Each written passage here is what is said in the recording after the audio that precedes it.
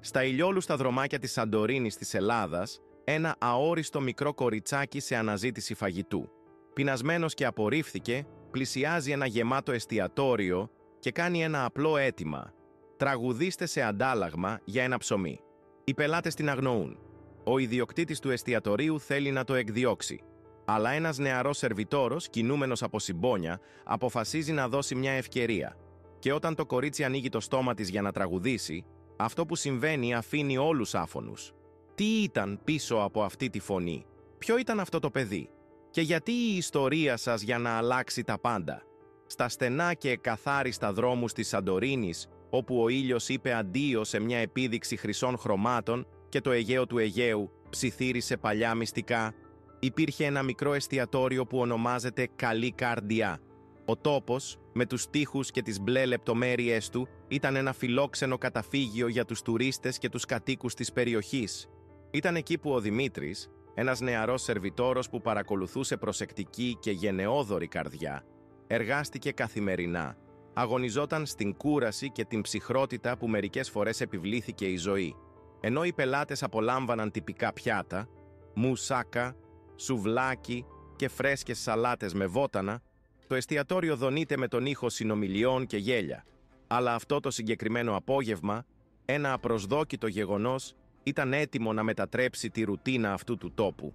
Κοντά στην είσοδο, σε μια γωνία όπου το φως της βραδιάς ανακατεύτηκε στη σκιά των παλιών κτηρίων, εμφανίστηκε ένα μικρό κορίτσι. Τα μαλλιά της, που ήταν γεμάτα από τον άνεμο, μπερδεύτηκαν και τα ρούχα της, απλά και βρώμικα, καταγγέλουν την σκληρή πραγματικότητα των δρόμων. Στην ηλικία των 9 έφερε μελαγχολία και την ελπίδα κάποιου που έχει δει πάρα πολύ για την ηλικία της. Στα χέρια του συμπιέζει ένα μικρό κουτί, ένα σύμβολο της καθημερινής επιβίωσης του, καθώς περπατούσε με διστακτικά βήματα προς το εστιατόριο. Ο Δημήτρης, ο οποίος πάντα προσπάθησε να κοιτάξει εκείνους που χρειάζονταν βοήθεια, παρατήρησαν το κορίτσι στην είσοδο. Είδε σε αυτήν κάτι που ξεπέρασε την εμφάνιση ενός παιδιού του δρόμου. Υπήρχε μια λάμψη, μια κρυμμένη φλόγα, ίσως μια ηχό ενός παρελθόντος που δεν θυμήθηκε ακόμα.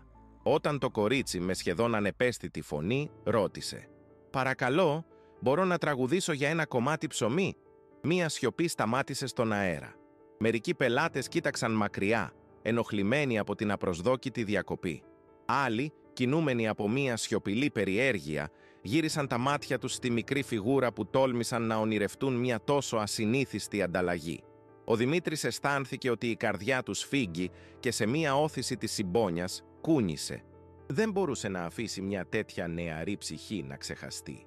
Το κορίτσι πήρε μία βαθιά ανάσα και σε μία χειρονομία που φαινόταν σχισμένη από τις βαθύτερες γωνίες της ψυχής της, έκλεισε τα μάτια της για να επικεντρωθεί. Η ατμόσφαιρα, όταν σηματοδοτείται από συνομιλίες και γέλια, σιωπή. Στη συνέχεια, σαν να σταματούσε ο χρόνος, άνοιξε το στόμα της και μια μελωδία άρχισε να ρέει, μια καθαρή, λυπηρή και ταυτόχρονα φορτωμένη με ανυπολόγιστη ελπίδα. Η γλυκιά και ελκυστική φωνή του ξεχυλίζει συγκίνηση και για μία στιγμή έκανε τους πόνους της ζωής στους δρόμους. Κάθε σημείωμα φάνηκε να φέρει μαζί του τα σημάδια μιας μη καταγεγραμμένης ιστορίας, των περασμένων νύχτας κάτω από τον αστέρι του ουρανού, λαχτάρα, και μια αγάπη που, ακόμη και απομακρυσμένη, παλώμενη σκληρά στο στήθος του. Ενώ το τραγούδι εξαπλώθηκε σε όλο το εστιατόριο, ο Δημήτρης παρατήρησε ότι ακόμη και οι πιο σκεπτικιστές μεταφέρθηκαν από τη γοητεία της μελωδίας. Μερικοί πελάτες, με διακριτικά δάκρυα, φάνηκαν να μεταφέρουν για καλύτερο χρόνο, ενώ άλλοι αναρωτήθηκαν, οι άπιστοι, ως ένα τέτοιο αβοήθητο παιδί θα μπορούσε να έχει ένα τόσο σπάνιο δώρο. Σε όλο το σαλόνι, η εμφάνιση του Νίκου, ιδιοκτήτη του εστιατορίου, δεν ήταν αδιάφορη. Παρόλο που ήταν γνωστός για την αυστηρή στάση του και την επιχείρηση που πάντα έδωσε προτεραιότητα, κάτι στο πρόσωπο του κοριτσιού προκάλεσε αναμνήσεις σε αυτόν πολύ θαμμένο. Για λίγα μικρά δευτερόλεπτα, ενώ το τραγούδι εντατικοποιήθηκε, φαινόταν ότι ο ίδιος ο χρόνος υποχώρησε, αποκαλύπτοντας σκιές ενός παρελθόντος που θα προτιμούσε να κρατήσει μακριά. Όταν η τελευταία σημείωση διαλύθηκε, η σιωπή ανέλαβε, μια σιωπή που μίλησε περισσότερο από 1000 λέξεις. Η ατμόσφαιρα, κάποτε γεμάτη συνομιλίες, παρέμεινε σοκ στη συναισθηματική δύναμη αυτής της παρουσίασης. Ο Δημήτρης πλησίασε σιγά σιγά το κορίτσι, η οποία με τα μάτια της ακόμα κλειστά φαινόταν βυθισμένο σε ένα ανεμοστρόβιλο των συναισθημάτων και των αναμνήσεων. Κλείστηκε δίπλα του, ρωτώντας με μια μαλακή φωνή «Ποιο είναι το όνομά σας?» Με ένα νήμα φωνής μουρμούρισε «Σόφια». Η αποκάλυψη του ονόματος αντέδρασε με ενιγματικό τρόπο μέσα από το περιβάλλον, φορτωμένο με νόημα ότι κανείς δεν θα μπορούσε να αποκρυπτογραφήσει εντελώς. Σε μια στιγμή το εστιατόριο δεν ήταν απλώς ένας τόπος γευμάτων, αλλά το στάδιο μιας επανένωσης μεταξύ του παρελθόντος και του παρόντος, όπου η μουσική θα ήταν η γέφυρα μεταξύ πόνου και λύτρωσης. Ο Δημήτρης, τα μάτια του που λάμπουν με συμπόνια, συνειδητοποίησαν ότι αυτό το παιδί με τη γοητευτική του φωνή δεν ήταν εκεί τυχαία. Υπήρχε ένα βαθύ μυστήριο πίσω από κάθε σημείωση που ψάλει, ένα μυστικό που ανακατεύτηκε με το αεράκι της θάλασσας και τη ηχό των θρύλων της Σαντορίνης. Και ενώ οι πελάτες επανέλαβαν σιγά σιγά τις δραστηριότητές τους, η μοίρα της Σόφιας άρχισε να τραβάει, ανοίγοντας το δρόμο για ένα ταξίδι που θα μετατρέψει τη ζωή και θα αναζωπυρώσει ξεχασμένες ελπίδες. Το εστιατόριο «Καλή Καρδία» ήταν σιωπηλό, κάτι σπάνιο σε αυτό το πάντα θορυβώδες μέρος. Όλοι φαινόταν να απορροφούν την επίδραση της φωνής της Σόφιας, σαν να είχε αγγίξει η μελωδία κάτι πολύ βαθύτερο από τα αυτιά του. Ο Δημήτρης αισθάνθηκε μία ρήψη στη σπονδυλική του στήλη. Δεν ήταν μόνο η φωνή της Σόφιας που τον εντυπωσίασε. Υπήρχε κάτι εξοικειωμένο με αυτήν, κάτι που δεν μπορούσε να εξηγήσει. Ο Νίκος, ο ιδιοκτήτης του εστιατορίου, φαινόταν επίσης διαταραγμένος. Στάθηκε πίσω από τον πάγκο, πιέζοντας μία χαρτοπετσέτα ανάμεσα στα δάχτυλά του σφιχτά. Το βλέμμα του δεν ήταν μόνο έκπληκτος, φοβήθηκε. Αλλά πριν ο Δημήτρης μπορούσε να πει τίποτα, ένας από τους πελάτες σηκώθηκε απότομα. «Αυτό που δεν μπορεί να είναι», είπε ένας άνδρας σε ένα κοστούμι, τα μάτια του ευρύτατα. Όλοι γύρισαν προς αυτόν. Ο άνθρωπος κοίταξε σε σοκ, σχεδόν εκτός αέρα. Κοίταξε τη Σόφια σαν να είχε δει ένα φάντασμα.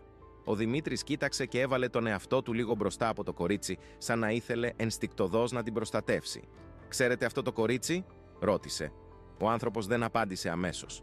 Φάνηκε να αγωνίζεται κάτι μέσα του, σαν να ήξερε κάτι που κανείς άλλος δεν ήξερε. Η Σόφια, από την άλλη πλευρά, τον κοίταξε με σύγχυση. Δεν τον αναγνώρισε σαφώς. «Εγώ έχω ακούσει αυτή τη φωνή πριν», μουρμούρισε ο άνθρωπος. Πήρε το κινητό του με τρέμενα χέρια και άρχισε να ψάχνει κάτι λανθασμένα. Μετά από μερικά δευτερόλεπτα, βρήκε αυτό που ήθελε και έθεσε την οθόνη στον Δημήτρη. Στην οθόνη του κινητού τηλεφώνου ήταν μια εικόνα μιας παλιάς εφημερίδας, συνοδευόμενη από έναν τίτλο που έκανε το αίμα του Δημήτρη κατάψυξη. «Λείπει πριν από 3 χρόνια. Η κόρη του διάσημου τραγουδιστή δεν έχει ακόμη βρεθεί. Η οικογένεια προσφέρει ανταμοιβή για όσους έχουν πληροφορίες». Κάτω από τον τίτλο υπήρχε μια εικόνα ενός νεότερου κοριτσιού, περίπου 6 ετών, με καστανά μαλλιά και μεγάλα μάτια, όπως η Σόφια. Ο Δημήτρης αισθάνθηκε ότι η αναπνοή του αποτυγχάνει. Η Σόφια δεν ήταν παιδί. Ήταν η αγνοούμενη κόρη της Έλενα Κώστα, ένας από τους πιο διάσημους τραγουδιστές στην Ελλάδα. Γύρισε αργά στη Σόφια, που κοίταξε την οθόνη του τηλεφώνου χωρίς πλήρη κατανόηση. «Σόφια, είναι αυτό το πλήρες όνομά σου?» ρώτησε ο Δημήτρης, τώρα με πιο σοβαρό τόνο. Το κορίτσι αναβοσβήνει μερικές φορές, σαν να προσπαθούσε να βρει κάποια απάντηση μέσα της. «Δεν ξέρω. Απλά θυμάμαι να καλώ τον εαυτό μου Σόφια». Ο Δημήτρης αντάλλαξε μια ματιά με τον Νίκο, ο οποίος ήταν τώρα χλωμός ως φάντασμα. Ήταν αυτή τη στιγμή που συνέβη κάτι παράξενο. Η Σόφια πήρε το χέρι της στο κεφάλι της και έκλεισε τα μάτια της, σκοντάφτοντας πίσω. «Το κεφάλι μου πονάει», ψιθύρισε. Ο Δημήτρης γονάτισε δίπλα της και κράτησε τους ώμους της. «Τι ήταν, τι νιώθεις?» Πήρε μια βαθιά ανάσα και προσπάθησε να συγκεντρωθεί. «Έτσι η έκφρασή σας άλλαξε. Εγώ θυμάμαι ένα τραγούδι». Όλοι κοίταξαν ο ένας τον άλλον. «Τι μουσική?» ρώτησε ο Δημήτρης. Η Σόφια άνοιξε τα μάτια της αργά και άρχισε να τραγουδάει απαλά, σχεδόν σαν ψίθυρος.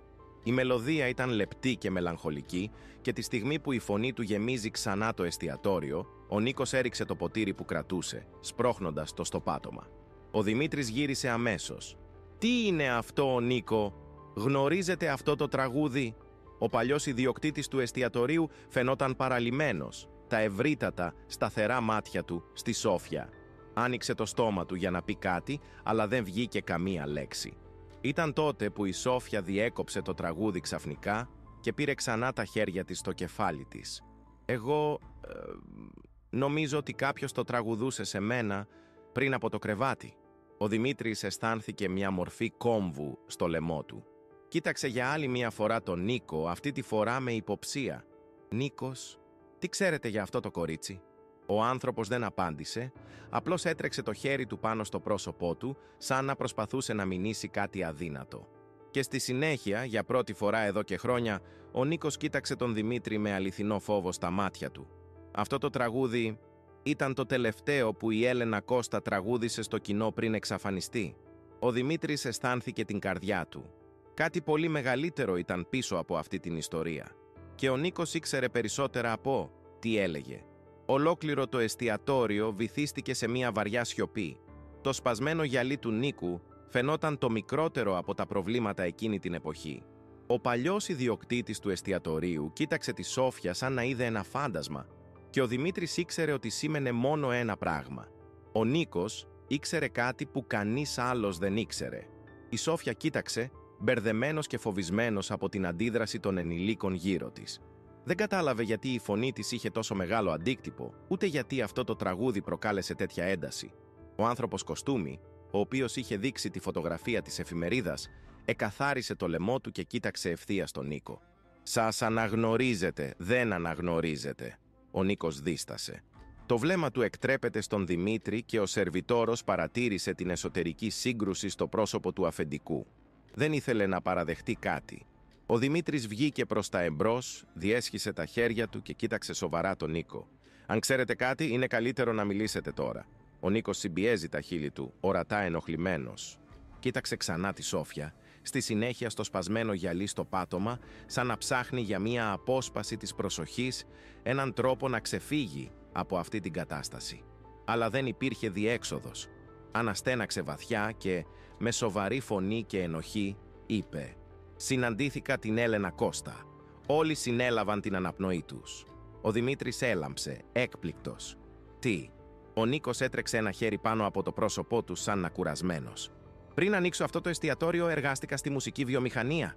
Ήταν ένας νέος επιχειρηματίας ταλέντων, βοήθησε να διαχειριστεί τη σταδιοδρομία και η Έλενα Κώστα ήταν ένας από τους καλλιτέχνες που γνώρισα». Ο άνδρας σε ένα κοστούμι κούνησε, σαν να το γνώριζε ήδη. «Τότε ξέρετε ότι έχει εξαφανιστεί από τον κόσμο της μουσικής ξαφνικά?» Ο Νίκος τον κοίταξε με μια πικρή έκφραση. «Ναι, αλλά αυτό δεν ήταν αλήθεια». Ο Δημήτρης παρατήρησε τη Σόφια να τρέμει δίπλα του. Το κορίτσι φάνηκε να απορροφά κάθε λέξη με ένα μείγμα περιέργειας και φόβου. «Τι συνέβη σε αυτήν?» ρώτησε ο Δημήτρης.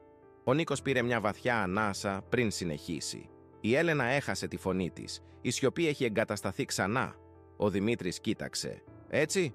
Ο Νίκος κοίταξε τη Σόφια και υπήρχε μια βαθιά θλίψη στα μάτια του. Υπήρξε ατύχημα. Κάτι που δεν έχει αποκαλυφθεί ποτέ στον τύπο. Η Έλενα υπέστη τραυματισμό φωνητικού καλωδίου και δεν μπορούσε ποτέ να τραγουδήσει τον ίδιο τρόπο. Η φωνή της έχει φύγει. Ο Δημήτρης κοίταξε τον άνθρωπο σε ένα κοστούμι, ο οποίος κούνησε το κεφάλι του, επιβεβαιώνοντας την ιστορία. Ήταν ένα σοκ για όλους. Η Έλενα ήταν ένας από τους μεγαλύτερους τραγουδιστές της Ελλάδας και ξαφνικά, από το πουθενά, εξαφανίστηκε. Οι εφημερίδες δήλωσαν ότι είχε αποσυρθεί από τη δική της επιλογή, αλλά η αλήθεια ήταν διαφορετική. Η Σόφια άκουσε τα πάντα προσεκτικά. Εξακολουθούσε να κρατάει το μπαρ του βρώμικου φόρεμα, πιέζοντας το ύφασμα σκληρά, σαν να προσπάθησε να συλλάβει κάθε κομμάτι αυτής της ιστορίας στη μνήμη. «Και εγώ». Η φωνή της ακούγεται αδύναμη, αλλά σταθερή. «Πού ήμουν όταν όλα αυτά συνέβησαν?» Ο Νίκος κοίταξε μακριά. Ο Δημήτρης συνειδητοποίησε ότι αυτό ήταν το ερώτημα που φοβόταν περισσότερο. Ο ιδιοκτήτης του εστιατορίου ενέπνευσε βαθιά πριν λέει: «Εγώ δεν ξέρω σίγουρα, αλλά άκουσα φήμες. Φήμες ότι υπήρχε κάποιος που σας ενδιαφέρει». Η Σόφια διευρύνει τα μάτια της. «Ενδιαφέρεστε για μένα?» Ο Νίκος κούνησε αργά. Όταν η Έλενα εξαφανίστηκε από τα μέσα μαζικής ενημέρωσης, οι φήμες εμφανίστηκαν για ένα παιδί με ένα ειδικό δώρο, ένα κορίτσι με φωνή που φαινόταν να έχει κληρονομηθεί από τη μητέρα της. Μερικοί επιχειρηματίες ήταν αιμονοί με την ιδέα να βρουν αυτό το κορίτσι και να την διαμορφώσει στη σκηνή. Ο Δημήτρης αισθάνθηκε μια τρέμα. Λέτε ότι η Σόφια απήχθη. Ο Νίκος δίστασε. Δεν ήμουν ποτέ σίγουρος, αλλά πάντα υποψιάστηκα. Η Σόφια μείωσε το κεφάλι της, δαγκώνοντας το χείλη της. Δεν θυμάμαι τίποτα. Ο Δημήτρης λυγίστηκε δίπλα της. Αλλά κάτι πρέπει να έχει συμβεί σε εσάς. Θυμάσαι κάποιον να σε φροντίζει? Πού ζούσατε? Η Σόφια έκλεισε τα μάτια της και προσπάθησε να τραβήξει κάποια μνήμη. Θυμάμαι, πάντα περπατάω. Έζησε σε διαφορετικά μέρη, μερικές φορές σε καταφύγια, μερικές φορές στο δρόμο. Μια γυναίκα μου κάλεσε ένα πουλί χωρίς φωλιά, αλλά δεν θυμάμαι ποιος ήταν. Ο Νίκος έκλεισε τα μάτια του για μια στιγμή. Επιβεβαιώνει αυτό που φοβόμουν. Ο άνδρας σε ένα κοστούμι κοίταξε. Τι εννοείς? Ο Νίκος τον κοίταξε σοβαρά. Αν η Σόφια πέρασε τα τελευταία χρόνια περιπλανιέται άσκοπα, τότε αυτό σημαίνει ότι όποιος την πήρε δεν ήθελε να βρεθεί. Ο Δημήτρης αισθάνθηκε κρύο στη σπονδυλική στήλη. Πιστεύετε ότι κάποιος το έκρυψε με σκοπό? Ναι. Η σιωπή στο εστιατόριο ήταν σχεδόν εκοφαντική. Όλοι απορροφούσαν αυτές τις πληροφορίες, προσπαθώντας να καταλάβουν τι σήμαινε. Και στη συνέχεια, για πρώτη φορά εκείνο το βράδυ, η Σόφια μουρμούρισε κάτι που έκανε τον Δήμητρ να τρέμει. «Νομίζω ότι ξέρω αυτόν τον άνθρωπο». Ο σερβιτόρος στράφηκε προς αυτήν, έκπληκτος. «Τι άντρας?» Η Σόφια επεσήμανε στο δρόμο, όπου ένα μαύρο αυτοκίνητο ήταν σταθμευμένο γύρω από τη γωνία. «Ο άνθρωπος μέσα σε αυτό το αυτοκίνητο». Ο Δημήτρης κοίταξε αμέσως το όχημα. Στο κάθισμα του συνοδηγού, ένας ψηλός άνδρας με σκοτεινό κοστούμι παρακολούθησε τα πάντα από μακριά. Όταν συνειδητοποίησε ότι είχαν παρατηρήσει την παρουσία της, γύρισε το αυτοκίνητο και έσπασε γρήγορα. Ο Δημήτρης σηκώθηκε σε ένα άλμα. «Ποιος ήταν αυτός, Σόφια?» Το κορίτσι ήταν χλωμό. «Εγώ δεν ξέρω το όνομά του, αλλά με πήρε ήδη μία φορά». Η καρδιά του Δημήτρη πυροβόλησε. Αν ο άνθρωπος είχε βρει τη Σόφια, αυτό σήμαινε ότι ήθελε ακόμα να την πάρει πίσω. Και τώρα έπρεπε να μάθουν γιατί. Ο Δημήτρης παρακολούθησε το μαύρο αυτοκίνητο να εξαφανίζεται γρήγορα μέσα από τα στενά σοκάκια της Σαντορίνης. Η καρδιά της χτύπησε το στήθος της. Αυτός ο άνθρωπος ήξερε τη Σόφια και παρεμπιπτόντως δεν ήταν κάποιος που ήθελε το καλό σου. Η Σόφια παρέμεινε ακίνητη. Τα μάτια της σταθεροποιήθηκαν εκεί που το αυτοκίνητο ήταν πριν από λίγα λεπτά. Τα μικρά της χέρια ήταν κλειστά σε γροθιές και το χλωμό της πρόσωπο έδειξε ότι φοβόταν. Ο Δημήτρης γονάτισε δίπλα της. «Σόφια, θυμάσαι κάτι για αυτόν? Κάτι που μπορεί να μας βοηθήσει να καταλάβουμε ποιος είναι?» Το κορίτσι κατάπιε στεγνό. «Δεν ξέρω. Εμφανίστηκε πάντα ξαφνικά. Είπε λίγο, αλλά πάντα είπε ότι έπρεπε να περιμένω τη σωστή στιγμή». Ο Δημήτρης κοίταξε. «Η κατάλληλη στιγμή γιατί?» Η Σόφια κούνησε το κεφάλι της. «Δεν ξέρω, αλλά...» Δίστασε. Κοίταξε. «Νομίζω ότι ήξερε ποιος ήμουν». Ο Δημήτρης κοίταξε τον Νίκο. Ο παλιός ιδιοκτήτης του εστιατορίου φαινόταν πιο έντονος από ποτέ. «Νίκος, πρέπει να μας πείτε τι γνωρίζετε. Τώρα!» Ο Νίκος αναστέναξε έντονα. Το βλέμμα της ήταν σταθερό στο πάτωμα, σαν να προσπαθούσε να αποφασίσει αν πρέπει πραγματικά να πει τα πάντα.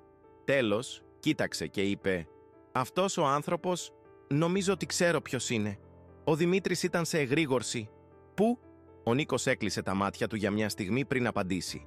«Αν είμαι ποιος σκέφτομαι», εργάστηκε για μια ισχυρή ετικέτα. «Ένα από τα μεγαλύτερα στην Ελλάδα». Ο Δημήτρης αισθάνθηκε μια τρέμα. «Λέτε ότι μια ετικέτα έχει να κάνει με την εξαφάνιση της Σόφιας?» Ο Νίκος κούνησε. «Όταν η Έλενα έχασε τη φωνή της, αυτή ήταν μια καταστροφή για την εταιρεία που την εκπροσώπησε. Ήταν το πιο πολύτιμο αστέρι που είχαν. Χωρίς αυτήν, έχασαν εκατομμύρια. Και έπειτα, κάποια στιγμή αργότερα, οι φήμες άρχισαν για την κόρη της να έχουν την ίδια φωνή και ίσως ακόμα περισσότερο ταλέντο. Η Σόφια ήταν εντελώς ακίνητη. Λοιπόν, με ήθελαν λόγω της φωνής μου». Ο Νίκος την κοίταξε με μια θλιβερή έκφραση. «Ναι», ο Δημήτρης αισθάνθηκε το στομάχι του. «Αυτό είναι άρρωστο». Ο Νίκος αναστέναξε. «Για αυτούς αυτό ήταν απλώς δουλειά. Αν η Έλενα δεν μπορούσε πλέον να τραγουδήσει, τότε ο μόνος τρόπος για να ανακτήσει την επένδυσή της ήταν να εξασφαλίσει ότι η κόρη της πήρε τη θέση της». Η Σόφια φαινόταν όλο και περισσότερο φοβισμένη. «Αλλά ποτέ δεν ήθελα να γίνω τραγουδιστής». Ο Νίκος έσκυψε προς την. «Δεν θα ρωτούσαν ποτέ αν ήθελες ή όχι». Ο Δημήτρης έτρεξε το χέρι του πάνω από το πρόσωπό του.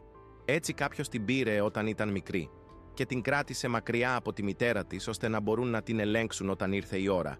Ο Νίκος κούνησε αργά. «Αυτή είναι η υποψία μου».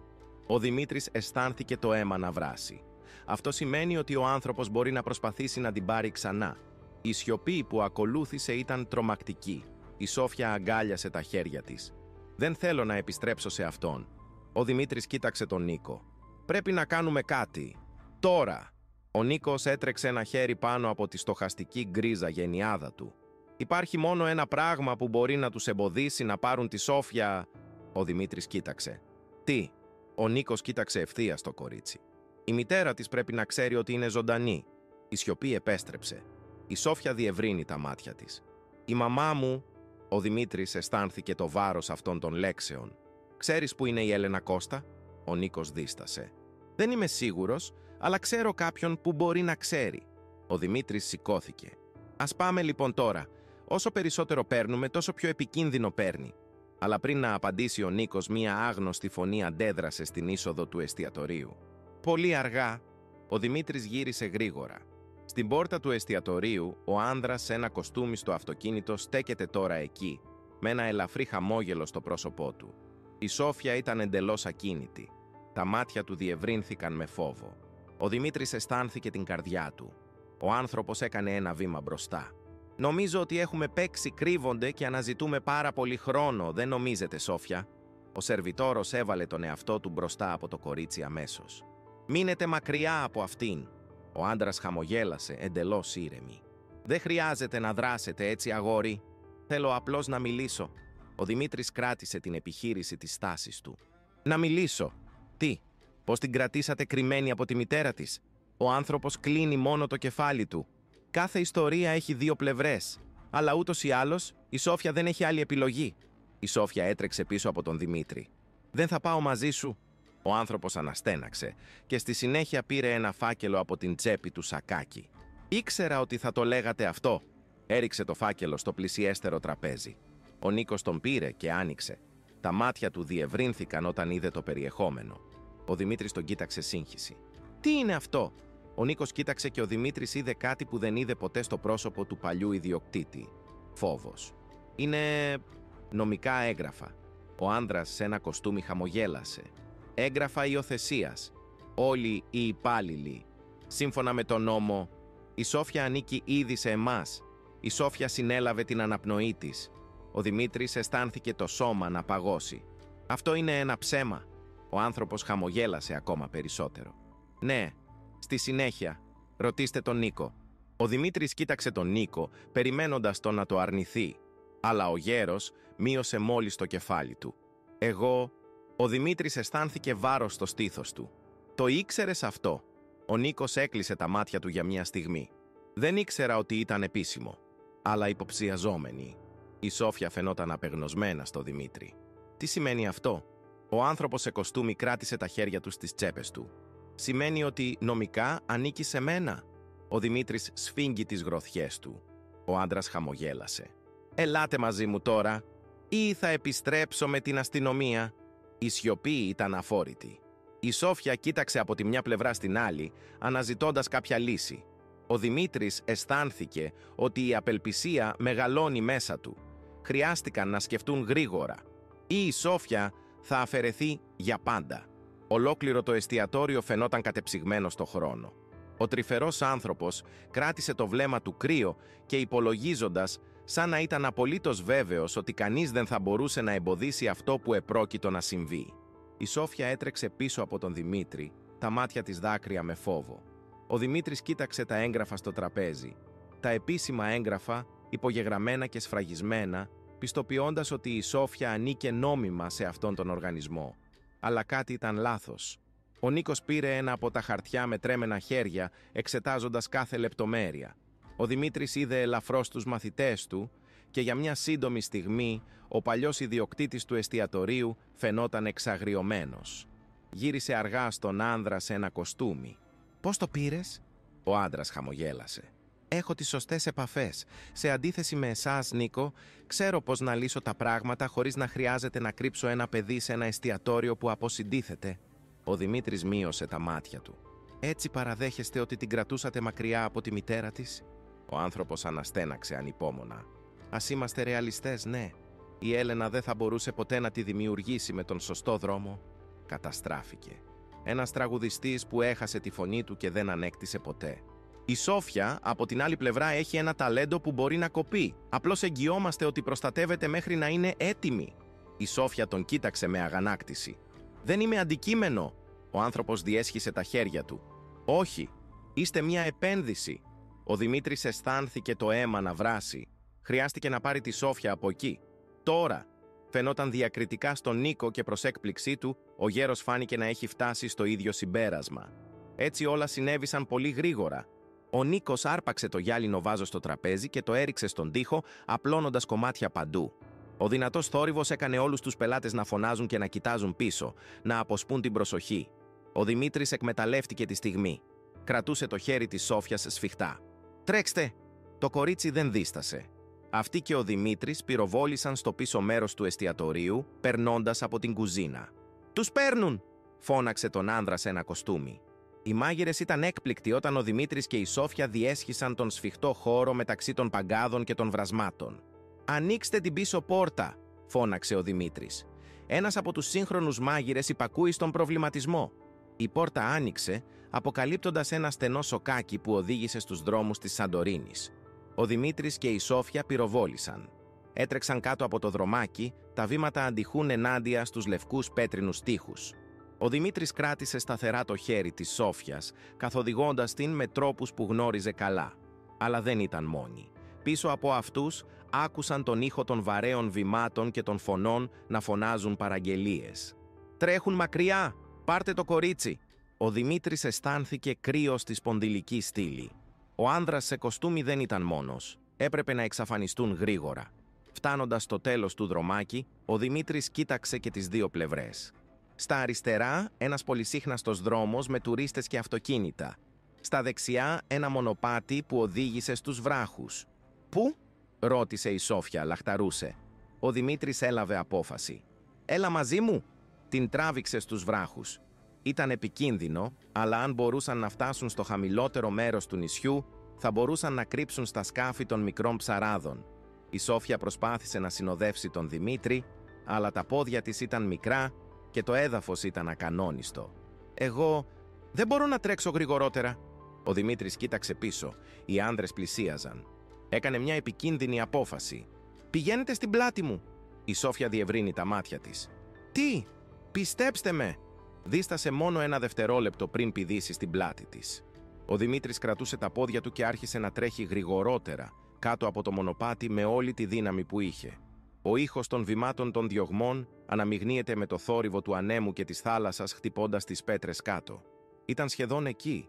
Λίγα ακόμη μέτρα και θα έφτασαν στις αποβάθρες των ψαράδων. Αλλά τότε ένας πυροβολισμός αντέδρασε στον αέρα. Η καρδιά του Δημήτρη σταμάτησε. Ένιωσε τη Σόφια να τρέμει στην πλάτη της. Δεν ήξερε αν τους είχαν ρίξει ή απλά για να τους τρομάξουν, αλλά δεν μπορούσαν να σταματήσουν να το μάθουν. Συνέχισαν να τρέχουν, να παρακάμπτουν τους βράχους και να κατεβαίνουν στο μονοπάτι καθόλου. Ήταν τότε που ο Δημήτρης έβλεπε ένα μικρό αλλιευτικό σκάφος δεμένο με την προβλήτα, την ευκαιρία τους. «Κρατήστε, Σόφια!» Με μια τελευταία όθηση, ο Δημήτρη πήδηξε στο σκάφος. Έπεσε στα γόνατά του κρατώντας ακόμα τη Σόφια σφιχτά. Ο παλιός ψαράς μέσα στο σκάφος τους κοίταξε, φοβισμένος. «Αλλά τι...» Ο Δημήτρης δεν σκέφτηκε καν 2 φορές. «Πρέπει να μας βγείτε από εδώ. Τώρα!» Ο γέρος δίστασε.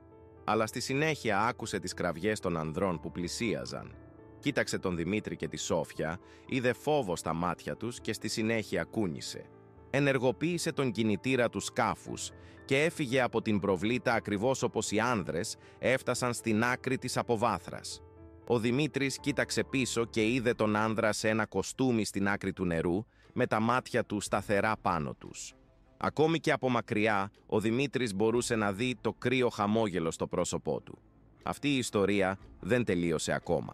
Αλλά τώρα τουλάχιστον η Σόφια ήταν μακριά από αυτόν. Για τώρα. Το σκάφος προχώρησε μέσω του Αιγαίου, αφήνοντας πίσω τα φώτα της Σαντορίνης και τους άνδρες που τους ακολουθούσαν. Ο κρύος άνεμος χτύπησε το πρόσωπο του Δημήτρη, ο οποίος εξακολουθούσε να αισθάνεται την καρδιά που πυροβόλησε από την αδρεναλίνη της διαφυγής. Η Σόφια, που καθόταν δίπλα της, έτρεξε ελαφρώς. Αλλά δεν ήταν μόνο από τον άνεμο. «Είσαι καλά?» ρώτησε ο Δημήτρης κοιτάζοντας την. Η Σόφια κούνησε αργά, αλλά δεν απάντησε. Το βλέμμα του ήταν σταθερό στο σκοτεινό νερό κάτω από αυτά. Ο ψαράς που τους βοήθησε να κοιτάξουν και τους δύο και να κοίταζαν. «Μπορείτε να μου πείτε τι συμβαίνει?» Ο Δημήτρης αναστέναξε. «Πού να ξεκινήσεις?» «Η Σόφια κινδυνεύει». Ο γέρος μείωσε τα μάτια του. «Αυτός ο άνθρωπος που ήταν πίσω σου φαινόταν επικίνδυνος». «Είναι», επιβεβαίωσε ο Δημήτρης. «Αλλά πρέπει να φύγουμε από το νησί. Μπορείτε να μας πάρετε αλλού?» Ο ψαράς γδάρισε την γκρίζα γενιάδα του. «Ξέρω ένα μέρος όπου μπορείτε να κρύψετε για λίγο. Βρίσκεται στο νησί Νάξος. Δεν απέχει πολύ από εδώ». Ο Δημήτρης κοίταξε τη Σόφια. «Τι νομίζετε?» Το κορίτσι απλώς σήκωσε, η φωνή που βγαίνει αδύναμη. «Θέλω απλώς να μείνω μακριά από αυτόν». Ο Δημήτρης κούνησε. «Ας πάμε λοιπόν στο Νάξες». Ο ψαράς επιτάχυνε τον κινητήρα και το σκάφος συνέχισε να κόβει τα σκοτεινά νερά, καθώς η Σαντορίνη εξαφανίστηκε στον ορίζοντα. Λίγες ώρες αργότερα, το σκάφος προσέλκυσε μια μικρή προβλήτα στο νησί Νάξος, ένα πολύ πιο ήσυχο και λιγότερο τουριστικό μέρος από τη Σαντορίνη. Ήταν ένα καλό μέρος για να κρυφτεί. Ο Δημήτρης βοήθησε τη Σόφια να βγει από το σκάφος. Ο ψαράς τους οδήγησε σε μια παλιά καμπίνα, μακριά από το κύριο χωριό. «Μπορείτε να μείνετε εδώ απόψε. Κανείς δεν θα έρθει να σε ψάχνει εδώ». Ο Δημήτρης κούνησε. «Ευχαριστώ».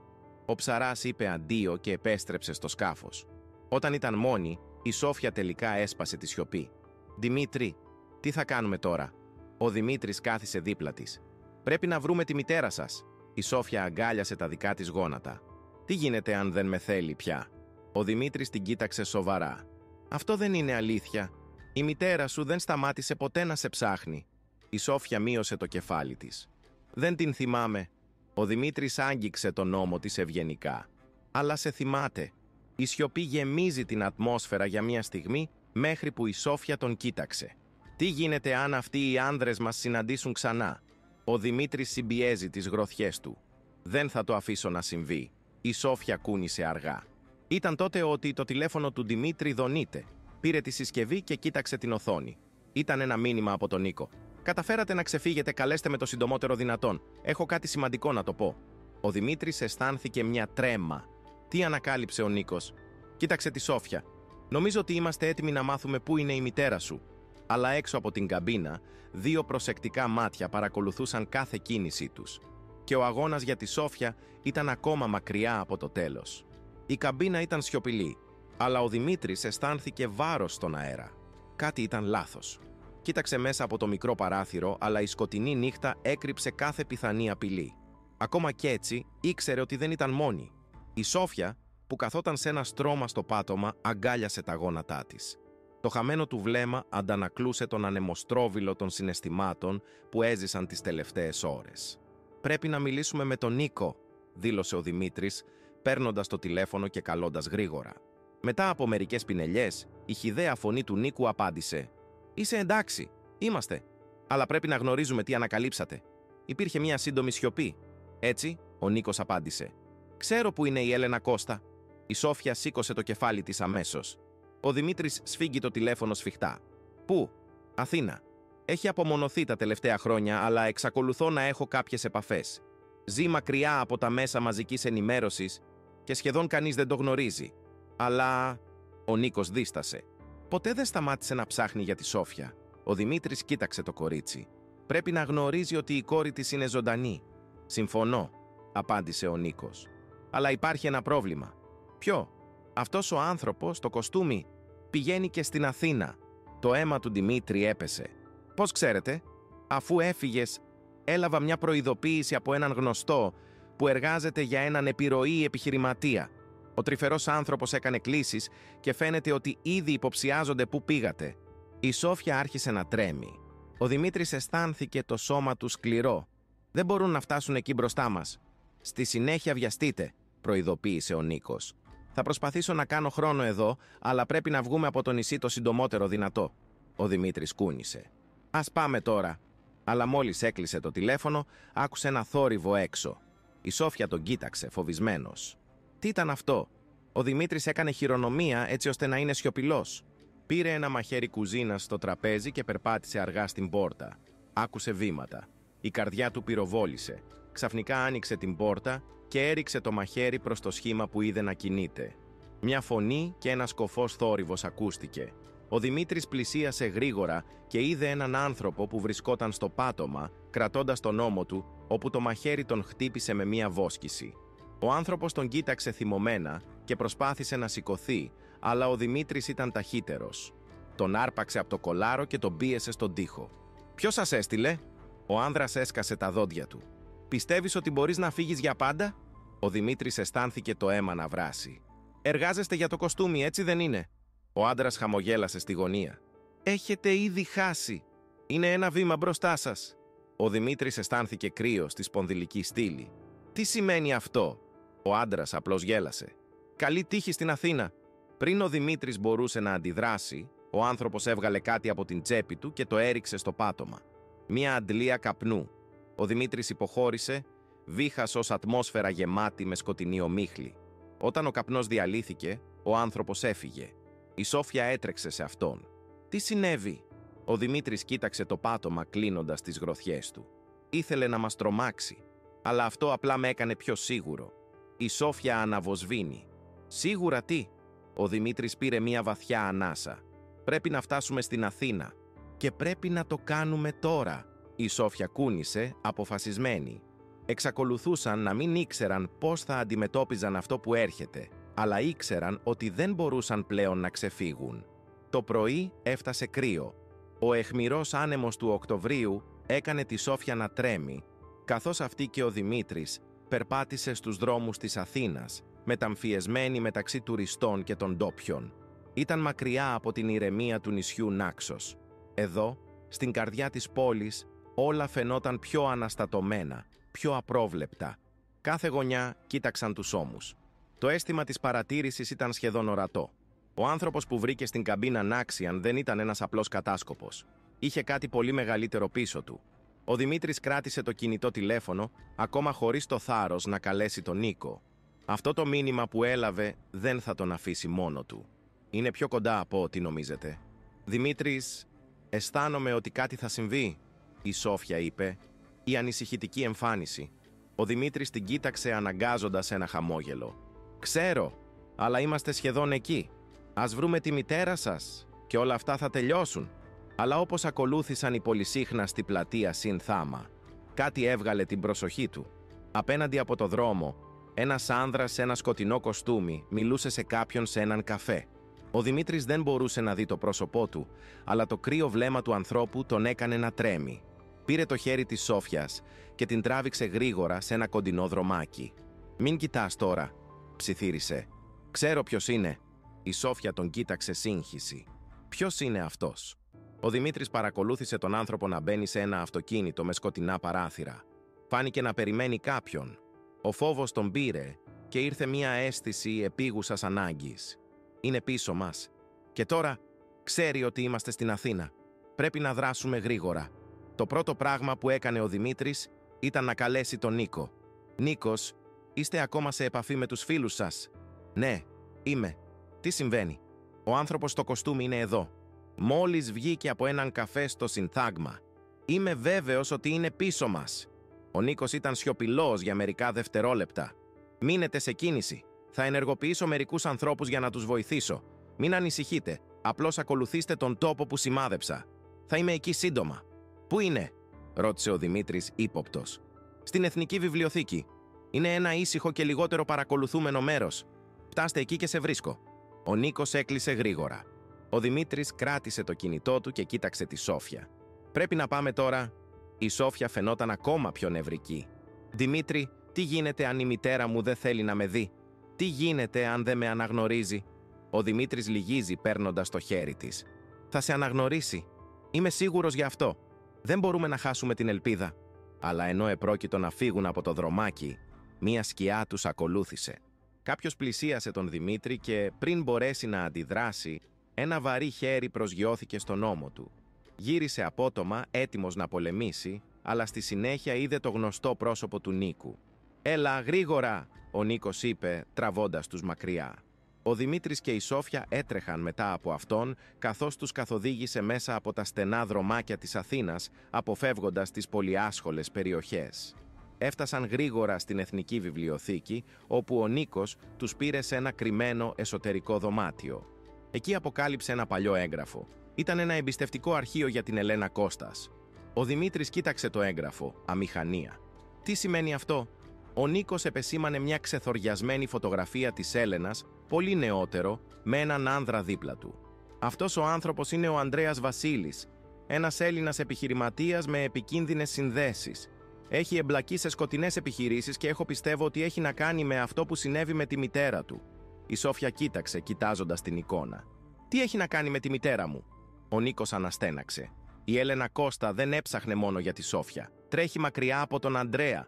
Αυτός ήταν ο λόγος για τον οποίο αποχώρησε, ήταν ο λόγος για τον οποίο απομόνωσε τον εαυτό της. Αυτός και άλλοι άνδρες σαν αυτόν, που εμπλέκονται σε παράνομες δραστηριότητες, έχουν μια παλιά σχέση μαζί της. Πιστεύετε ότι αναγκάστηκε να εγκαταλείψει τα πάντα και να εξαφανιστεί? Ο Δημήτρης κοίταξε τον Νίκο με μεγάλα μάτια. Τι σημαίνει αυτό για εμάς? Ο Νίκος κοίταξε ξανά το έγγραφο. Αυτό σημαίνει ότι ο μόνος τρόπος για να βρείτε τη μητέρα σας τώρα είναι να αντιμετωπίσετε τον Ανδρέας Βασίλης. Αν ξέρει ότι είναι ζωντανός, θα είναι ένας τεράστιος κίνδυνος. Αλλά η αλήθεια είναι μέσα σε αυτή την ιστορία. Και η Έλενα βρίσκεται σε μεγάλο κίνδυνο. Ο Δημήτρης κοίταξε τη Σόφια, την αποφασιστική της έκφραση. Ας βρούμε τη μητέρα σας. Και ας το τελειώσουμε για πάντα. Αυτό που ο Δημήτρης και η Σόφια δεν γνώριζαν ήταν ότι ο Ανδρέας Βάσιλης δεν ήταν στην Αθήνα τυχαία. Τους περίμενε. Και το χειρότερο ήταν ακόμα να έρθει. Η νύχτα ήταν σκοτεινή στην Αθήνα. Οι κανονικά αναστατωμένοι δρόμοι ήταν τώρα ήσυχοι, σαν να αισθάνθηκε επίσης η πόλη το βάρος που έτρεχε πάνω από αυτό.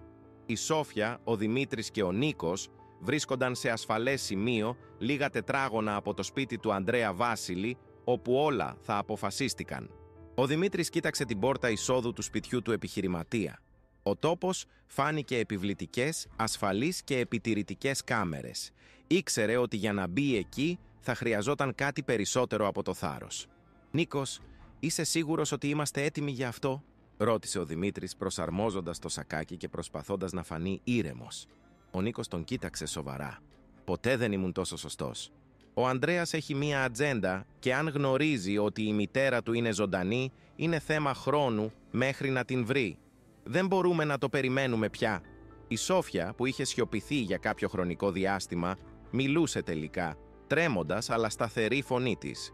«Εγώ δεν θέλω πλέον να κρύψω την αλήθεια. Θέλω να μάθω τι συνέβη στη μητέρα μου». Ο Δημήτρης την κοίταξε και έδωσε ένα ελαφρύ χαμόγελο, αν και η ανησυχία της ήταν σαφής. Ήξερε ότι εκείνη τη στιγμή δεν υπήρχε επιστροφή. «Ας είμαστε μαζί.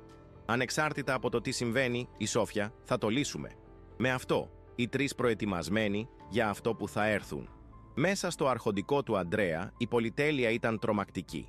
Η διακόσμηση, σκοτεινή και κομψή, αντανακλούσε τη δύναμη του ανθρώπου που κυβέρνησε αυτή την παράνομη επιχειρηματική αυτοκρατορία. Το γυαλισμένο μαρμάρινο πάτωμα έλαμψε υπό το φως των κρυστάλλων λαμπτήρων και οι παλιές ζωγραφιές τους τοίχους φαινόταν να παρατηρούν κάθε κίνηση. Ο Ανδρέας καθόταν πίσω από ένα τραπέζι μαόνι, με αδιάφορη έκφραση, σαν να ήξεραν ότι οι τρεις θα έφταναν σύντομα. Δεν ήταν μόνος. Από την πλευρά του, ένας μαύρος φρουρός κοστούμι παρακολούθησε προσεκτικά.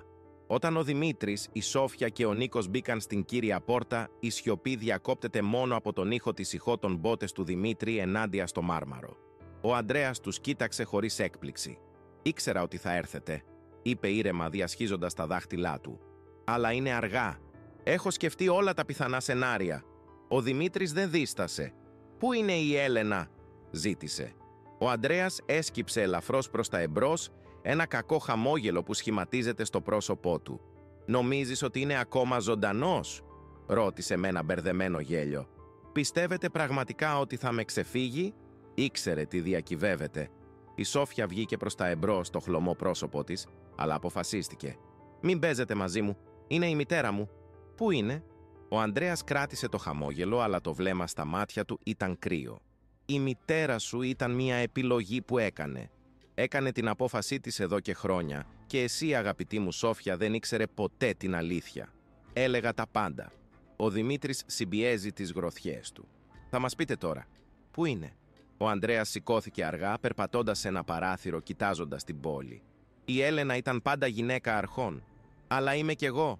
Έκανα ό,τι έπρεπε να κάνω για να επιβιώσω σε αυτόν τον κόσμο.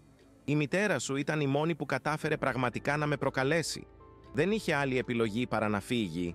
Η Σόφια αισθάνθηκε ένα αίσθημα φόβου. «Τι της έκανες?» Ο Ανδρέας γύρισε απότομα, τα μάτια του αναβοσβήνουν τώρα με ελεγχόμενο θυμό. «Δεν έκανα τίποτα», έκρυψε. «Την έψαχνα, αλλά βαθιά ήξερα ότι θυσιάστηκε για σένα. Δεν μπορούσε να είναι ποιος ήταν και να συνεχίσει δίπλα μου. Έπρεπε να εξαφανιστεί για να με νικήσει». Η Σόφια ήταν έκπληκτος. Τα λόγια του ακουγόταν σαν άμεσο σοκ στην καρδιά του. Ένιωσε τα δάκρυά της να συσσωρεύονται, αλλά πριν μπορέσει να αντιδράσει, ο Δημήτρης βγήκε προς τα εμπρός, τώρα με το πρόσωπό της που έλαβε ο θυμός. «Αν δεν πεις πού είναι τώρα, καταλήγω μαζί σου. Δεν υπάρχει τίποτα περισσότερο να χάσετε». Ο Ανδρέας, ωστόσο, φαινόταν ήσυχος. «Ποτέ δεν καταλάβατε το παιχνίδι. Όλα όσα κάνατε, τι κάνετε, δεν αλλάζει το γεγονός ότι η μητέρα σας έχει ήδη λάβει την απόφασή σας. Είναι φάντασμα τώρα. Δεν υπάρχει τρόπος να επιστρέψετε». Ο Δημήτρης κοίταξε τη Σόφια, τα μάτια της αντανακλούν τον πόνο, αλλά και μία αποφασιστικότητα. Ήξερε ότι ο μόνος τρόπος για να τελειώσει ήταν να καταστρέψει το δίκτυο του Ανδρέας και ταυτόχρονα να φέρει την αλήθεια έξω. Πριν υποθεί κάτι άλλο, ο τρυφερός φρουρός πλησίασε γρήγορα τον Ανδρέα, ψιθυρίζοντας κάτι στο αυτί του. Ο άνδρας στο κοστούμι φαινόταν τεταμένος. «Ξέρουν πού είναι, κύριε?» Ο Δημήτρης και ο Νίκος δεν μπορούσαν να κρύψουν το σοκ. «Έτσι?» ρώτησε ο Νίκος, τα μάτια του να αναβοσβήνουν. Ο Ανδρέας στράφηκε προς αυτούς με ενιγματική εμφάνιση. «Αν δεν με πιστεύεις, ίσως η πραγματικότητα των δικών σου ματιών τους κάνει να δουν την αλήθεια. Αλλά πριν συμβεί αυτό, υπάρχει κάτι που πρέπει να καταλάβετε, Δημήτρη. Τρέχετε ενάντια στο χρόνο». Ξαφνικά μια κρυμμένη πόρτα άνοιξε στο πίσω μέρος του δωματίου και από εκεί ένας άνθρωπος εμφανίστηκε κρατώντας μια φωτογραφία. Ήταν μια παλιά φωτογραφία της Έλενας, με το πρόσωπό της που χαρακτηρίζεται από το χρόνο και τον πόνο. «Τι σημαίνει αυτό?» ρώτησε η Σόφια, ο φόβος και ο θυμός που μεγαλώνει μέσα της. Ο άντρας παρέδωσε τη φωτογραφία στον Δημήτρη. «Εδώ είναι το μέλλον σας, Σόφια. Εδώ είναι η αλήθεια. Είναι πιο κοντά από ό,τι νομίζετε. Η ένταση αναφέρει τώρα. Τι και αν έπρεπε να αποκαλύψει αυτός ο άνθρωπος θα άλλαζε τα πάντα. Ήταν στα πρόθυρα μιας αποκάλυψης που θα μπορούσε τελικά να τερματίσει την αναζήτηση της Σόφιας για τη μητέρα τους ή να καταστρέψει όλα τα σχέδια ταυτόχρονα. Τι θα ανακαλύψουν ο Δημήτρης και η Σόφια? Το δωμάτιο ήταν πυκνό της έντασης. Η Σόφια, ο Δημήτρης και ο Νίκος ήταν μπροστά από τη φωτογραφία που είχε παραδώσει ο άνθρωπος, σαν να είχε τοποθετηθεί ένα αόρατο βάρος πάνω τους. Η εικόνα έδειξε την Έλενα, πολύ νεότερη, αλλά με μια έκφραση που χαρακτηρίζεται από πόνο. Ήταν σε ένα περιβάλλον που κανείς δεν αναγνώρισε εκεί, που περιβάλλεται από σκιές και χωρίς τη ζωτικότητα που η Σόφια θυμήθηκε τη μητέρα της. Κάτι ήταν πολύ λάθος. Ο Δημήτρης, κρατώντας τη φωτογραφία, κοίταξε τον άνδρα που την είχε παραδώσει. Το πρόσωπό του ήταν χλωμό, χωρίς να ξέρει πώς να αντιδράσει σε αυτή την αποκάλυψη. «Τι σημαίνει αυτό?» ρώτησε η Σόφια, μια ασταθής φωνή, προσπαθώντας να καταλάβει τι συνέβαινε. Πλησίασε τη φωτογραφία, με τα μάτια της να σαρώνουν κάθε λεπτομέρεια. Ο άνθρωπος, ο οποίος φαινόταν να έχει κάποιο είδος σύνδεσης με τον Ανδρέα, απάντησε με σοβαρό τόνο. «Η φωτογραφία τραβήχτηκε πριν από χρόνια όταν παρακολουθήθηκε. Αλλά το πιο σημαντικό πράγμα δεν είναι η εικόνα. Αυτό που πρέπει να καταλάβετε είναι ότι η μητέρα σας δεν ήταν ποτέ πραγματικά από την εμβέλεια του Ανδρέα. Ήταν απλά κρυμμένη εν όψει όλων». Αυτά τα λόγια αντέδρασαν σαν βροντί. Η Σόφια αισθάνθηκε ότι τα πόδια της εξασθενούσε, αλλά η δίμεη την κράτησε. Ήξερε ότι το παιχνίδι επρόκειτο να αλλάξει. Ο Ανδρέας παρακολούθησε τα πάντα σιωπηλά, αλλά τα μάτια του έδειξαν αυξανόμενο ενδιαφέρον. Ήξερε ότι η ιστορία έφτασε στο τέλος. Η αλήθεια, ανεξάρτητα από το πόσο κοστίζει, έπρεπε να αποκαλυφθεί. «Τι λέει, Ανδρέας?» ρώτησε ο Νίκος, προσπαθώντας να σπάσει τη σιωπή. «Τι της έκανες?» Ο Ανδρέας πλησίασε το τραπέζι του Μαόνι και με ένα σαδιστικό χαμόγελο άρχισε να μιλάει, σαν να λέει μια μακρινή και ασήμαντη ιστορία. Η μητέρα της, η Σόφια, ήταν μια ισχυρή γυναίκα, αλλά με πολλούς τρόπους ήταν επίσης πολύ αδύναμη. Σκέφτηκε ότι θα μπορούσε να βγει από αυτή τη ζωή, αλλά, όπως είπα, Ο κόσμος είναι αμήλικτος. Έφυγε, αλλά αντί να βρει ειρήνη, βρήκε μία άλλη φυλακή και στο τέλος επέλεξε ένα ακόμη πιο σκοτεινό μονοπάτι. Με εντάχθηκε, αλλά μυστικά. Η Σόφια τον κοίταξε, τα μάτια της γεμάτα θυμό και πόνο. «Έτσι, έχει ενταχθεί μαζί σας. Δεν θα το έκανε ποτέ». Ο Ανδρέας γέλασε χαμηλά, σχεδόν σαν το αστείο του είναι διασκεδαστικό. «Αναγκάστηκε, Σόφια. Όταν γεννηθήκατε, είχε μία απόφαση να κάνει. Της έδωσα μια ευκαιρία. Να μείνω μαζί μου και να σας προστατεύουμε για πάντα, ή να περπατάτε μακριά και να ζήσετε στη σκιά, όπου τίποτα ή κάποιος θα σωθεί. Επιλέγει τη σκιά, αλλά ποτέ δεν σταμάτησε να σε ψάχνει». Ο Νίκος για άλλη μια φορά ήταν ο πρώτος που αντιδρούσε. Έτσι ήταν κρατούμενος όλη την ώρα. Δεν είχε επιλογή. Ο Ανδρέας, με μια ελαφριά κλίση της κεφαλής, απάντησε «Όχι στην αρχή, αλλά με την πάροδο του χρόνου έκανε μια επιλογή. Και πρέπει να το ξέρετε αυτό, Σόφια, η μητέρα σου δεν σε εγκατέλειψε ποτέ. Την έσωσε με τρόπο που ποτέ δεν θα φανταστήκατε. Η Σόφια δεν ήξερε πώς να επεξεργαστεί αυτές τις λέξεις. Ήθελε να το πιστέψει, αλλά ο πόνος της προδοσίας φαινόταν να είναι μεγαλύτερος. Η ιδέα ότι η μητέρα της είχε εμπλακεί με έναν άνδρα όπως ο Ανδρέας την έσπασε. Ένιωσε ότι ο κόσμος καταραίει γύρω της. Ο Δημήτρης, βλέποντας τον εσωτερικό αγώνα της Σόφιας, την τράβηξε πιο κοντά και κοίταξε τα μάτια της. «Σόφια, θα μάθουμε την αλήθεια. Αυτό δεν αλλάζει ποιος πήγε σε εσάς. Η αλήθεια θα σας απελευθερώσει». Η Σόφια πήρε μια βαθιά ανάσα, προσπαθώντας να κρατήσει πίσω τα δάκρυα. Κοίταξε ξανά τη φωτογραφία και τελικά κατάλαβε. «Δεν έφυγε έτσι. Με άφησε να με προστατεύσει, έτσι δεν ήταν. Επειδή ήξερα ότι στέκεται με τον Ανδρέα, θα μπορούσε να είναι ο μόνος τρόπος να με κρατήσει με ασφάλεια». Ο Ανδρέας για άλλη μία φορά πλησίασε, αλλά αυτή τη φορά υπήρχε ένα άγγιγμα σεβασμού στον τόνο του. «Ακριβώς. Ήξερε ότι αν έμεινε μακριά από την προσέγγισή μου, θα ήσασταν δίπλα στο να υποφέρετε. Επιλέγει να ζήσει στις σκιές για να προστατεύσει τη ζωή της. Ήταν μια γενναία μητέρα, περισσότερο από τη γνωρίζατε ποτέ». Εκείνη τη στιγμή κάτι μέσα στη Σόφια έσπασε. Ένιωσε το βάρος της αλήθειας αλλά και μια ανακούφιση. Η μητέρα σου δεν ήταν κακοποιός. Είχε κάνει ό,τι έπρεπε να κάνει, ακόμα κι αν σήμαινε να θυσιάσει την ελευθερία και την ευημερία της. Ο πόνος ήταν υπέροχος, αλλά υπήρχε κάτι βαθύτερο. Μία κατανόηση. Κοίταξε τον Δημήτρη και τον Νίκο και είδε τη δύναμη στα μάτια τους. Ήταν δίπλα σας, όπως ήταν πάντα. Η αλήθεια ήταν σκληρή, αλλά τώρα ήξερε τι έπρεπε να κάνει. Δεν μπορούσε να αφήσει την κληρονομιά της μητέρας της να χρωματιστεί. «Δεν θα σε αφήσω να κερδίσεις, Ανδρέας», είπε η Σόφια μια σταθερή φωνή. «Η ιστορία σας τελειώνει τώρα». Ο Ανδρέας χαμογέλασε, ένα άδειο χαμόγελο, γνωρίζοντας ότι είχε χάσει τον έλεγχο. «Ίσως, Σόφια, αλλά η αλήθεια έχει μια τιμή και δεν το έχετε πληρώσει ακόμα. Η μάχη μεταξύ Σόφιας και Ανδρέας δεν θα ήταν εύκολη. Η αλήθεια είχε ήδη αποκαλυφθεί, αλλά τώρα έπρεπε να καταστρέψει την αυτοκρατορία των ψεμάτων που είχε χτίσει. Και γι' αυτό θα έπρεπε να κάνει κάτι που ποτέ δεν φανταζόταν». Ο Δημήτρης και ο Νίκος ήταν μαζί της, αλλά ήξεραν ότι ήταν μια αδύνατη αποστολή, ένας απόλυτος κίνδυνος. Θα κατέστρεψαν ό,τι έμεινε από τον Ανδρέα, αλλά η θυσία θα ήταν από τη Σόφια. Το ήξερε αυτό, αλλά δεν μπορούσε πλέον να επιστρέψει. Η μητέρα του είχε κάνει το ίδιο, και τώρα ήταν η σειρά σας να τα δώσετε όλα. Στη σιωπή της νύχτας, με τη βοήθεια του Δημήτρη και του Νίκου, η Σόφια άρχισε να καταστρέφει την αυτοκρατορία του Ανδρέα, ένα κομμάτι κάθε φορά. Αποσυναρμολόγησαν τις εταιρείες τους, εξέθεσαν τις αδυναμίες τους μέχρι που δεν έμεινε τίποτα.